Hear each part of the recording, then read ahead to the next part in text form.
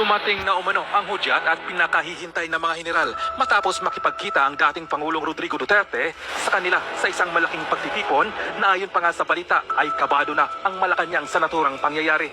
Matatandaan, nauna nang isiniwalat ng controversial na vlogger na si Maharlika na naghahanda na di umano ang pamilya Marcos sa kanilang pagtakas palabas ng bansa na katulad sa ama ni BBM ay malaki ang posibilidad na magaya ito matapos ang isang kodita.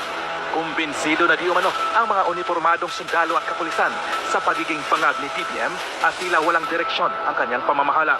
Matatandaang daan-daang retiradong general ng Armed Forces of the Philippines at PNP ang pumirma sa isang manifesto upang ipanawagan at kundinahin ang ginagawang kalokohan ng Marcos administration lalo na sa pagmaniobra sa 2025 budget na malaki ang porsyon dito ay paniguradong maibubulsa ng mga buhaya sa pamahalaan. Komento pa nga ng ilang dismayadong netizens, dapat bago mag-midterm election, sisara na ang ating presidente bago tayo malubog sa kumunoy ng kahirapan. Palayasin na ang mga mambubudol at pulboronic politicians sa gobyerno. Salute to our PRRD. Panic mode na ang BBM administration. Sinabihan ang mga PMAers na destabilizer. Kinabahan na sila ang BBM, Tambaluslos at Quadcom.